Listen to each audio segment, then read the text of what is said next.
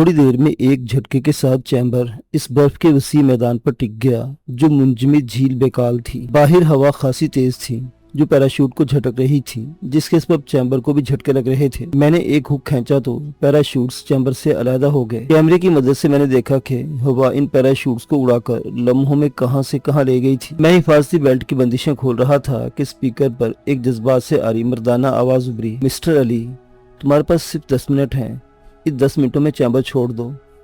میں تیزی سے حرکت میں آیا، بیلٹ کھول کر میں نے ہیلمٹ اتارا، حفاظتی لباس سے پیچھا چھڑوایا۔ شدید سردی اور ہوا سے محفوظ رہنے کا لباس پہن کر جب میں نے مخصوص چشمہ لگایا تو 8 منٹ گزر چکے تھے۔ میرا ضروری سامان 2 بنڈلوں پر مشتمل تھا۔ میں نے دونوں بنڈل برف پر چلنے والے اسکوٹر کے عقبی کیریئر پر بار کر دیے۔ لمبی نال کا بریٹا جس کی 9mm کی گولی برفانی ریچھ تک کو گرانے کے لیے کافی تھی، خاص قسم کے کوٹ کے اندر میری بیلٹ میں اڑسا ہوا تھا۔ کنٹرول پینل پر میں نے ایک سرخ رنگ کے بٹن کو دبایا تو چیمبر کی ایک پوری دیوار کھل کر اوپر کی طرف اٹھ گئی۔ اسکوٹر پر بیٹھ کر میں نے چابی گھمائی تو طاقتور انجن فوراً اسٹارٹ ہو گیا۔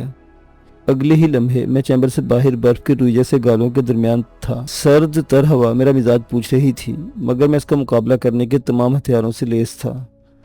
تھوڑا سا آگے جا کر میں نے رک کر سر گھمایا۔ 10 منٹ پورے ہو گئے تھے۔ میرے دیکھتے دیکھتے چیمبر حیران کن طور پر پگھلنا شروع ہو گیا۔ کچھ دیر میں وہاں سفید رنگ کا ایک ڈھیر سا نظر آنے لگا جو تیزی سے گرتی برف میں دفن ہوتا جا رہا تھا۔ اس کے بعد میرے زمینی سفر کا پہلا مرحلہ شروع ہوا جو 2 دن تک ان برف زاروں میں جاری رہا۔ یہ ایک تھکا دینے والا اور غیر دلچسپ سفر تھا۔ میرے سامان کا بیشتر حصہ فیول اور اشیاء خورد و نوش پر مشتمل تھا۔ 2 دن بعد میں ایک بلند درے تک پہنچ گیا جہاں سے وادی موت کو راستہ جاتا تھا جو دشوار گزار تھا اور صرف پیدل ہی طے ہو سکتا تھا۔ وادی موت کے حفاظتی دستے اکثر اوقات اس درے تک آ جاتے تھے۔ میں نے ارد گرد سے مطمئن ہونے کے بعد اسکوٹر ایک گہری کھائی میں دھکیل دیا۔ اسکوٹر میں فیول نہ ہونے کے برابر تھا، اس لیے کسی دھماکے وغیرہ کا ڈر نہیں تھا۔ میں نے اشیاء خورد و نوش وغیرہ کا رکشہ کمر سے باندھا اور ہاتھ میں برف کو ٹوٹنے والی اسٹک تھامی اور پھر میرے سفر کا دوسرا اور آخری مرحلہ شروع ہوا۔ درے کی بلندی پر ہوا کا دباؤ شدید تر تھا، یہاں قدم جمانا مشکل ہو رہا تھا، یہاں اسٹک خاصا کام آ رہی تھی۔ درے کی بلندی سے نیچے کی طرف دور تک برف زار پھیلے ہوئے تھے جن میں ایک انسانی آبادی بھی تھی جسے وادی موت کہا جاتا تھا۔ دن کی روشنی ختم ہوتے ہوتے میں اس برپوش پہاڑ کے دامن میں پہنچ گیا جس کے دوسری طرف وادی موت تھی۔ اس دوران میرا سامنا بھوکے برفانی بھیڑیوں کے ایک جوڑے سے ہو گیا تھا۔ میں نے انہیں ڈرانے کے لیے فائر کر دیا۔ بھیڑیے تو بھاگ گئے مگر گولی کی آواز باز گشت بن کر چاروں طرف پھیل گئی۔ گولی چلانے کی مجبوری تھی، جوڑے کی شکل میں بھوکے بھیڑیے مجھ پر جان لیوا حملہ کر سکتے تھے۔ پہاڑ کی بلندی پر 2 چیک پوسٹیں تھیں، 3 چیک پوسٹیں پہاڑ کے دامن میں تھیں۔ گولی چلانے کا نتیجہ آدھے گھنٹے میں نکل آیا۔ مجھے خود جا کر پناہ طلب کرنے کی ضرورت نہیں پڑی، وادی موت کے محافظ خود ہی مجھ تک پہنچ گئے تھے۔ میں ان کے ہاتھوں میں دبے ٹارچ کی روشنیوں کی زد میں تھا۔ سیاہ وردی والے محافظ سفید برف پر سیاہ دھبوں کی مانند نظر آ رہے تھے۔ تم کون ہو اور اس ویرانے میں کیا کر رہے ہو؟ ایک درشت آواز میری سماعت سے ٹکرائی۔ آنکھوں پر پڑنے والی تیز روشنی کے سبب میں بولنے والے کو بھاری برقم حویلے کی مانند دیکھ پا رہا تھا۔ بولنے والے نے روسی زبان میں سوال کیا تھا۔ وادی موت میں گزرے شب و روز کے سبب میں یہ زبان سمجھنے اور بولنے پر قادر تھا، مگر طے شدہ منصوبے کے مطابق میں قطعی بدلے ہوئے حلیے میں تھا۔ ایک ماہر میک اپ آرٹسٹ نے مجھ پر اپنا فن آزمایا تھا۔ بطور علی یار خان میری شناخت خاصی مشکل تھی۔ میں نے بدلی اور فارسی آواز میں کہا، میں آپ کی زبان نہیں سمجھتا۔ جواب میں کھدری آواز ابھری، پشتو سمجھتے ہو؟ زبان بھی پشتو استعمال ہوئی تھی۔ میں نے اس بات میں سر ہلایا۔ گزارا چلا لیتا ہوں۔ اس وہ پشتو دان سے پہلا سوال دہرایا۔ میں نے کہا، میں عظیم جنرل شیرازی کے قدموں میں پناہ کا طالب ہوں۔ مجھے یقین ہے عظیم جنرل شیرازی کی جانثال مجھے ضرور وادی میں پناہ دیں گے۔ میرا تعلق ایران سے ہے، میں قانون سے بھاگ کر یہاں آیا ہوں۔ اس دفعہ ابھرنے والی آواز میں قدرے ملائمت تھی۔ تمہارا نام کیا ہے؟ باقر علی۔ ٹھیک ہے باقر، اگر تم محض قانون سے بھاگ کر آئے ہو اور تمہاری جیب بھی گرم ہے تو تمہیں ضرور پناہ مل جائے گی۔ میں نے جلدی سے کہا، عظیم جنرل شیرازی کے جانشینوں کے قدموں میں نچھاور کرنے کے لیے سونے کے زیورات لایا ہوں، کچھ ڈالرز بھی ہیں۔ اس کے بعد کا مرحلہ آسان ثابت ہوا۔ میری تلاشی لے کر بریٹا نکال لیا گیا۔ تھوڑی دیر بعد میں وادی موت کی سیاہ پوش فوج کے نائب سربراہ کرنل کارف کے سامنے اس کے دفتر میں کھڑا تھا۔ یہ دفتر اس پہاڑی کھو کا ایک حصہ تھا جو پہاڑ کے اندر سے وادی تک چلی جاتی تھی۔ وادی میں برقی رو موجود تھی۔ یہ چھوٹا سا اڑا ترچھا کمرہ بھی روشنی سے جگمگا رہا تھا۔ معدنی کولے کی بڑی سی انگیٹھی کے سبب اچھا خاصا گرم بھی تھا۔ کرنل کارف سے میرا واسطہ رہا تھا۔ مجھے دیکھ کر خاصا اطمینان محسوس ہوا کہ اس کی سرخ آنکھوں میں میرے لیے شناسائی کا کوئی تاثر نہیں ابھرا تھا۔ سونے کے زیورات اور ڈالرز کی موٹی گڈی دیکھ کر کرنل کارف کا تمتماتا چہرہ اور بھی تمتما اٹھا تھا۔ پشتودہ مترجم کے ذریعے سوالات کا ایک اور سلسلہ شروع ہو گیا۔ کرنل کارف ایک کایا شخص تھا۔ اسے مطمئن کرنا کوئی آسان کام نہیں تھا، مگر میں مکمل ہوم ورک کے ساتھ آیا تھا۔ بلیک واٹر کے لمبے ہاتھ اور لامحدود وسائل میری پشت پر تھے۔ انہوں نے میرے لیے باقاعدہ گراؤنڈ بنایا تھا۔ ایران سے میرے حوالے سے جو بھی تصدیق کی جاتی، اس کا جواب میرے دیے جوابات کے عین مطابق ہی آنا تھا۔ کرنل کارف سے مجھے کچے مہمان کا پروانہ مل گیا۔ اب مجھے وادی موت کی جیل میں کچھ دن گزارنے تھے۔ میری دی معلومات کی تصدیق ہوتے ہی میرا سٹیٹس پکے مہمان میں تبدیل ہو جاتا۔ کھو کے ذریعے میں وادی موت میں داخل ہو گیا۔ ایک بند چھوٹی گاڑی مجھے لے کر وادی کی جیل کی طرف روانہ ہو گئی۔ میں نے طویل سانس کھینچا۔ وادی کی فضا میں اس پلیت شخص کی باس مجھے محسوس ہوئی، جس کے خون کی طلب میں میرا وجود بھٹی کی مانند دہک رہا تھا۔ 6 دن بعد مجھے جیل سے نکال کر دوبارہ کرنل کارف کے دفتر پہنچا دیا گیا۔ میں خاصا پر اعتماد تھا۔ یہ اعتماد اور بڑھ گیا جب میں نے کرنل کے چہرے پر دوستانہ مسکراہٹ دیکھی۔ اس نے باقاعدہ مجھ سے مصافحہ کیا۔ میرا سارا سامان جو کا تو کرنل کی میز پر دوبارہ سے موجود تھا۔ گفتگو کے لیے مترجم دفتر میں ہی موجود تھا۔ مترجم کے توسط سے کرنل نے کہا، تمہیں مستقل مہمان کا درجہ دیا جاتا ہے۔ تم جب تک چاہو یہاں رہ سکتے ہو۔ میرے چہرے پر روشنی اور خوشی کے بھرپور تاثرات نمایاں ہو گئے۔ میں نے سر کو خم دے کر کہا، اس نوازش پر میں عظیم جنرل شلازی کی روح اور اس کے جانشینوں کا بے حد شکر گزار ہوں۔ کرنل کارف کے چہرے پر نرم پھوار سے برسنے لگی۔ میری لفاظی اثر دکھا رہی تھی۔ میں جانتا تھا کہ آنجان جنرل شلازی کو وادی میں پوجنے کی حد تک چاہا جاتا ہے۔ اس سے وابستہ تہوار بھی پوری عقیدت اور جوش و خروش سے منائے جاتے تھے۔ کرنل نے میز پر پڑے زر کے ڈھیر کی طرف اشارہ کرتے ہوئے کہا، سونے کے یہ معمولی زیورات تمہاری طرف سے قبول کیے جاتے ہیں۔ یہ ڈالرز اٹھا لو، تمہیں ان کی ضرورت پڑے گی۔ میں نے شکریہ کے ساتھ ڈالرز کی گڈی اٹھا لی۔ کرنل نے میز کی دراز سے میرا بریٹا نکالا۔ اس شاندار ہتھیار کے لیے اس کی آنکھوں میں للچائی چمک تھی۔ یہ تم نے کہاں سے لیا؟ سرد ترین علاقوں کے لیے کمال کا ہتھیار ہے۔ ساتھ اس نے بریٹا میری طرف بڑھا دیا۔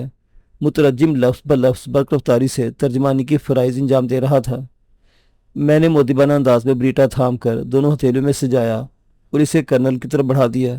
میری طرف سے یہ حقیر سا تحفہ آپ کی خدمت میں پیش ہے۔ کابل میں ایک بھارتی تاجر سے میں نے یہ کوڑیوں کے مول خریدا تھا۔ ہیرے کی قدر جوہری جانتا ہے، اسے قبول فرما کر مجھے عزت بخش دیں۔ کرنل کے ہونٹوں پر مہربان مسکراہٹ نمودار ہوئی۔ اس نے شکریہ کے ساتھ بریٹا اٹھا لیا اور جوابی تحفے کے طور پر مجھے ایک نیلگو رنگ کا جرمن لیوگر دیتے ہوئے کہا، تمہاری ہتھیار بہت ضروری ہے۔ وادی کا ہر فرد مسلح ہوتا ہے۔ کسی بھی جرم میں ملوث شخص کو موقع پر ہی گولی مار دینا ہر فرد کا فرض ہے۔ شعبہ مہمانداری سے کوئی چند دن تمہارے ساتھ رہے گا اور تمہیں وادی کے قوانین سے متعلق اچھی طرح بریف کر دے گا۔ اس کے ساتھ ہی کرنل نے ہاتھ کا اشارہ کیا۔ یہ ملاقات ختم ہونے کا اشارہ تھا۔ میں مترجم کے ساتھ کرنل کے آفس سے باہر نکل آیا۔ وادی موت میں میرا سب کچھ دیکھا بھالا تھا۔ یہ خاصی وسیع وادی تھی۔ یہاں پھلوں کے باغات بھی تھے، جنگل اور کھیتی باڑی کے لیے زرخیز زمین بھی میسر تھی۔ وادی میں کوئلے کے بھی وسیع ذخائر پائے جاتے تھے، جس کے سبب برقی توانائی کا حصول ممکن ہو سکا تھا۔ ایک چھوٹی سی سٹیل مل اور دیگر بھی کئی کارخانے تھے۔ اپنی ضروریات کے لیے وادی مکمل طور سے خود کفیل تھی۔ ضروریات زندگی کی تقریباً تمام اشیاء یہاں دستیاب تھی۔ لین دین کے کئی ذرائع راج تھے۔ بارٹر سسٹم سمیت سونا اور ڈالرز کا استعمال عام تھا۔ یہاں سبھی مرد و زن کو کام کرنا پڑتا تھا۔ بیکاری بہت بڑا عیب اور قابل گرفت جرم تھا۔ جرائم کی شرح نہ ہونے کے برابر تھی۔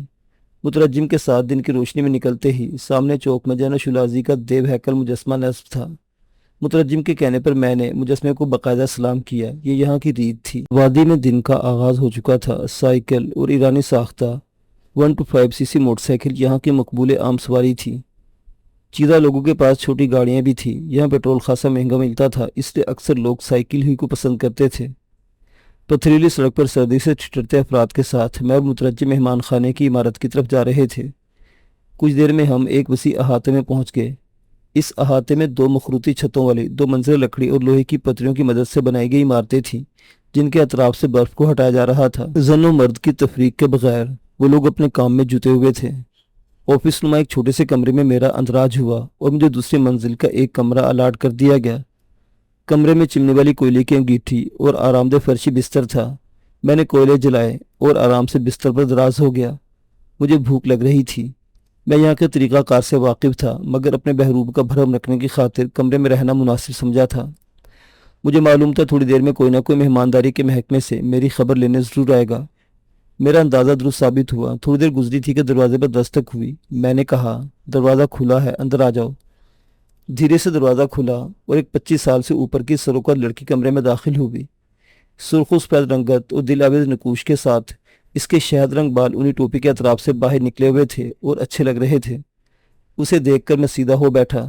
धीमी सी मुस्कुराहट के साथ वो बोली, मुखल होने के लिए माफ़ी चाहती हूँ, मुझे गाइड के तौर पर आपका साथ देने के लिए मुकर्रर किया गया है। इसने साफ फारसी जुबान में कहा, मेरा नाम शायद सहशाना है, मुझे आप सिर्फ शाना बुला सकते हैं। मैंने कहा, तुम ईरानी हो? शाना के चेहरे पर एक रंग सा आकर गुजर गया। इसने धीरे से इस बात में सर हिलाया। गालिबन आपका ताल्लुक भी ईरान ही से है, शायद इसी सबब मुझे मुंतखब किया गया है। मैंने कहा, मुझे भूख लगी है, या नाश्ते वगैरह का कोई इंतज़ाम है? बिल्कुल, आप आए मेरे साथ। शाना मुझे एक यकमंजिला इमारत में ले आई। इस इमारत की ऊंची चिमनी से निकलने वाला धुआं मैंने दूरी से देख लिया था। ये यहाँ का मुश्तरका किचन था। आपको जो भी खाना पीना था इसके लिए यहाँ आना पड़ता है। सुबह से लेकर दिन ढलने तक ये सिलसिला चलता रहता है। इमारत की वसी और इस किचन के सामने लकड़ी के एक सिरे से दूसरे सिरे तक फैला हुआ काउंटर था। काउंटर के उस तरफ डाइनिंग हॉल था। लकड़ी की कुर्सी और मेज़ें हर तरफ फैली हुई थी। मुतअद्दिद मेज़ें आबाद थीं। मर्दों के साथ औरतें भी नजर आ रही थीं। ये सब वो लोग थे जिन्होंने वादे मौत में पनाह ले रखी थी। मुझे यहाँ अखराजात की मद में कुछ रकम जमा करवाना पड़ती थी।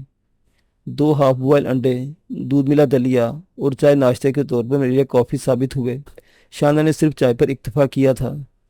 नाश्ते के बाद हम मेहमान खाने के मरकजी इमारत से बाहर निकल आए। मुझे अपने लिए कुछ सामान खरीदना था, इसलिए शाना ने मेरी रहनुमाई की। मैंने शाना को कुरेदने की कोशिश की कि वो यहाँ कैसे मौजूद थी, तो उसके होंठों को चुप लग गई। वो घुमा फिराकर गुफ्तगू का रुख दूसरी तरफ ले गई। मैं समझ गया वो इस बारे में बात नहीं करना चाहती। अचानक ही मेरी तमाम तर हिस्सियात आंखों में सिमट आई। एक चायखाने के लकड़ी के स्टूल पर एक इश्तिहार चस्पा था। खून मेरी रगों में उछलने लगा। इश्तिहार पर मोहन ठाकुर की मध्यम सी तस्वीर के साथ एक लड़की की तस्वीर नुमाया थी। लड़की के नकूश से फौरन मुझे अंदाजा हो गया कि ये वही तिब्बती लड़की है जिसके लिए ब्लैक वाटर वाले दीवाने हो रहे थे। थोड़ा करीब से देखने पर इश्तिहार का मतन नुमाया हो गया। रूसी जुबान के इस इश्तिहार में मोहन ठाकुर तिब्बती लड़की, जिसका नाम सिर्फ ली लिखा हुआ था, को रियासत का मुजरिम कहा गया था। उनकी गिरफ्तारी में मदद देने वालों के लिए इनाम का ऐलान था। उन्हें पनाह या किसी भी किस्म की आनत करने वाले के लिए दर्दनाक मौत की सजा की वईद सुनाई गई थी। शाना ने मेरी दिलचस्पी को महसूस कर बोली, ये वादी के मुजरिम हैं, इनके बारे में जान लें। इन्हें गिरफ्तार करवाने वाले को इनाम इकराम से नवाजा जाएगा। इनकी किसी भी किस्म की मदद करने वाले को अजीब शुलाजी के मुजस्मे के कदमों में डालकर पेट में गोली मारकर दर्दनाक मौत की सजा दी जाएगी। इन लोगों ने क्या जुर्म किया है? शाना बोली, इनके जराइम की फहरिस्त खासी तवील है। दोनों का ताल्लुक बाहर की दुनिया से है। ली नामी ये लड़की काफ़ी अरसे से वादी में थी और इज़्ज़त माविलाद मीर के महल में खादिमा के तौर पर काम कर रही थी। वहाँ इस पर चोरी का इल्ज़ाम लगा। इसे जेल में डालकर अभी तहकीकात चल रही थी कि ये जेल से भाग निकली। मैंने दखल अंदाजी की। मैंने कुछ दिन जेल में गुजारे हैं। वहाँ से भाग निकलना कोई बच्चों का खेल नहीं है। आप बिल्कुल सही कह रहे हैं। ये खासी ख़तरनाक और ज़रब हर्ब के फ़न में ताक लड़की है। फिर जेल ही में इसका राब्ता एक कच्चे मेहमान से हो गया। बाद में पता चला कि वो कच्चा मेहमान जो इंडियन था, बेहद ख़तरनाक और गैंगस्टर टाइप का जराइम पेशा था। मैंने एक दो फिर दखल अंदाजी की।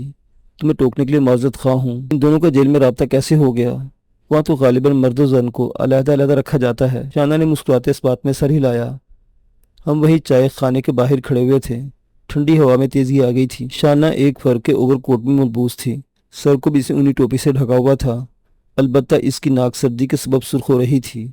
शाना बोली, होना तो यही है, मगर जेल में कच्चे मेहमान से आम कैदी वाला सलूक नहीं होता।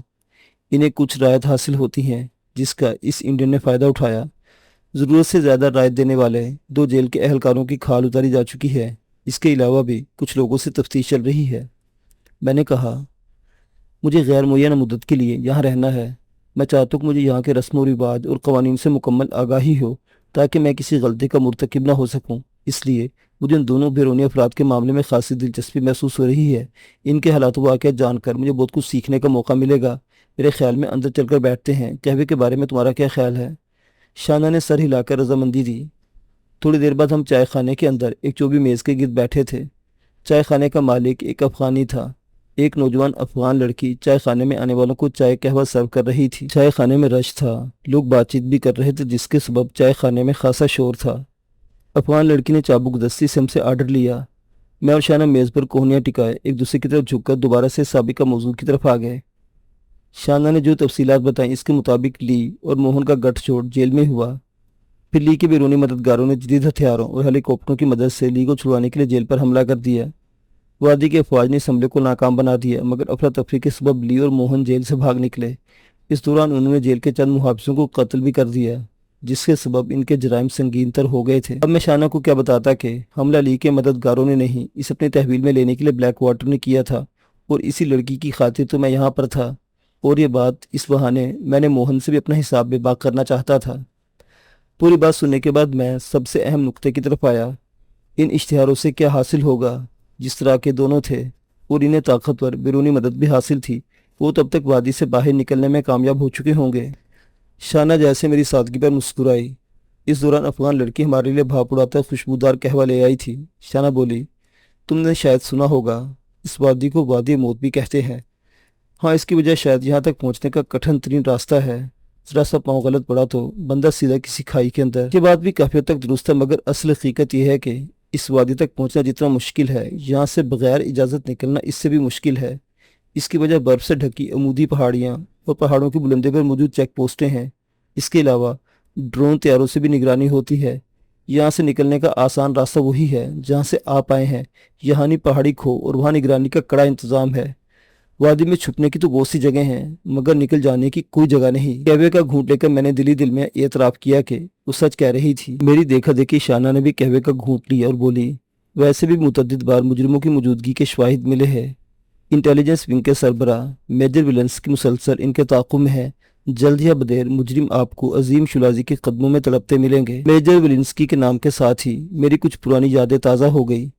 برفانی ریچھ کے مانند بھاری بھرکم اور اونچا لمبا میجر ولنسکی جیسے میرے سامنے آ کھڑا ہوا، سرخ آنکھوں میں کینہ لیے۔ وہ آج بھی یہ ماننے کو تیار نہیں تھا کہ وادی کے ناقابل شکست لڑاکے کو میں نے دھول چرا دی تھی۔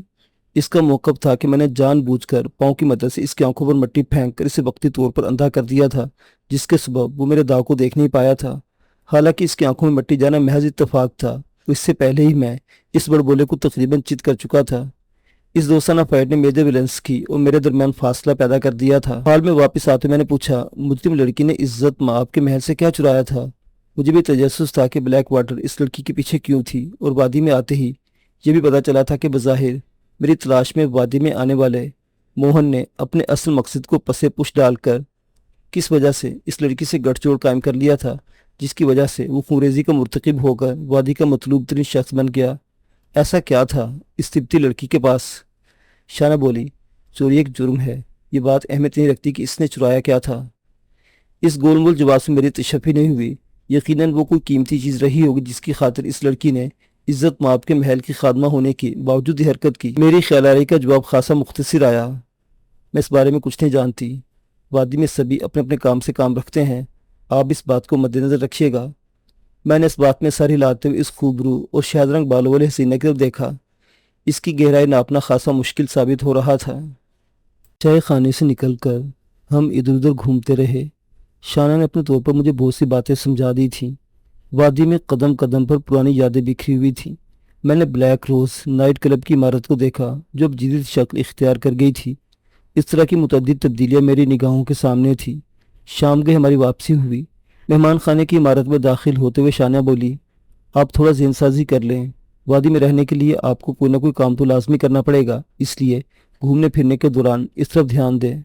میں نے کہا، تمہارے خیال میں مجھے کیا کام کرنا چاہیے؟ بہتر فیصلہ تو آپ خود کر سکتے ہیں۔ اس نے مجھ پر ایک ناقدانہ نظر ڈالی۔ آپ بھرپور صحت کے مالک نظر آتے ہیں، کوئی بھی کام آپ آسانی کر سکتے ہیں۔ ویسے آپ بیرونی دنیا میں کس پیشے سے منسلک تھے؟ کوئی مہارت تو ہوگی آپ کے پاس۔ میں اسے کیا بتاتا کہ مجھے کس چیز میں مہارت حاصل تھی؟ میں نے کہا، میں پروفیشنل جم ٹرینر تھا۔ شانہ کے چہرے پر مایوسی چمکی۔ وادی کے لوگ بھرپور جسمانی مشقت کے عادی ہیں، اس لیے جم وغیرہ کا تو یہاں تصور نہیں۔ آپ کو کوئی اور کام دیکھنا پڑے گا۔ میں نے کہا، تمہیں پریشان ہونے کی ضرورت نہیں، میں اسٹیل مل میں مزدور کے طور پر بھی کام کر سکتا ہوں۔ اس نے خوش ہو کر چٹکی بجائی۔ زبردست آئیڈیا ہے، مل میں مزدوروں کی ضرورت ہر وقت رہتی ہے۔ پھر اچانک اس کی پیشانی پر سلوٹ بن گئی۔ یہ اسٹیل مل کے بارے میں آپ نے کیسے جان لیا؟ وہ تو خاصی دور ہے اور ہمارے درمیان ڈسکس بھی نہیں ہوئی۔ مجھے غلطی کا احساس ہوا۔ میں نے تاثرات پر قابو رکھتے ہوئے کہا، چائے خانے میں پاس کی میز پر دو پشتون بیٹھے تھے، وہ اسٹیل مل میں ہی کام کرتے تھے۔ ان کی گفتگو سے مجھے پتا چلا کہ یہاں اسٹیل مل بھی ہے۔ سلوٹ مدھم ضرور ہو گئی مگر ختم نہیں ہوئی تھی۔ شانہ کی ڈیوٹی کے اوقات ختم ہو گئے تھے، وہ مجھ سے رخصت ہو کر وہاں سے چلی گئی۔ کھانا کھا کر میں اپنے کمرے میں آ گیا۔ لمبی اور سرد رات کا مقابلہ کرنے کے میرے پاس ڈرائی فروٹ تھے جو میں نے آج ہی خریدے تھے۔ آج رات میرا ارادہ کرنل سام سے بات چیت کا تھا، مگر شانہ نے جب سے ڈرون تیاروں کا ذکر کیا تھا میں قدرے محتاط ہو گیا تھا۔ جدید ٹیکنالوجی اس دور دراز وادی میں پہنچ آئی تھی، ممکن تھا میں ابھی نگرانی کی زد میں ہوں۔ کمرے میں کوئی بھی خفیہ کیمرہ اور مائک وغیرہ بھی ہو سکتے تھے۔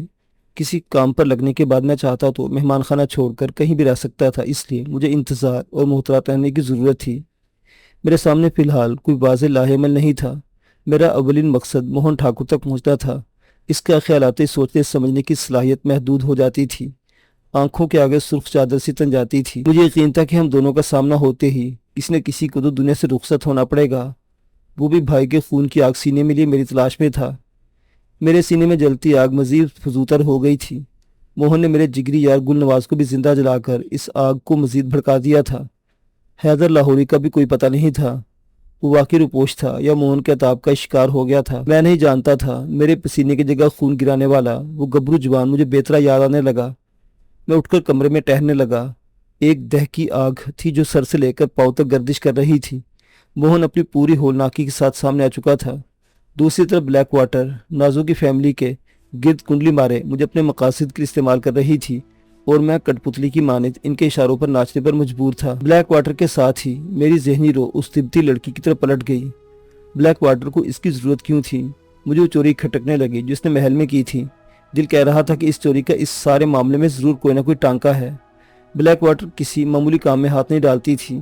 اس لڑکی کی خاطر اس نے امریکن فوجی بلیک ہاک ہیلی کاپٹر تک استعمال کر لیا تھا۔ ضرور کوئی گریٹ گیم تھی جس کا سرا میرے ہاتھ میں نہیں آ رہا تھا۔ میرے لیے ٹارگٹ خاصا سخت تھا۔ موہن سے حساب بھی چکتا کرنا تھا اور لی جو وادی کی مجرم تھی اسے حفاظت کے ساتھ یہاں سے نکال کر لے جانا تھا۔ پہلا مرحلہ موہن کو جہنم واصل کرنے اور لی کو اپنی تحویل میں لینے کا تھا۔ دوسرے مرحلے کے لیے میرے ذہن میں ایک مبہم سا خاکہ تھا۔ چند دنوں تک جنرل شولازی کے 100 سالہ یوم ولادت کی تقریبات شروع ہونے والی تھیں۔ مجھے اس سے پہلا مرحلہ سر کرنا تھا۔ میرے پاس وقت خاصا کم تھا۔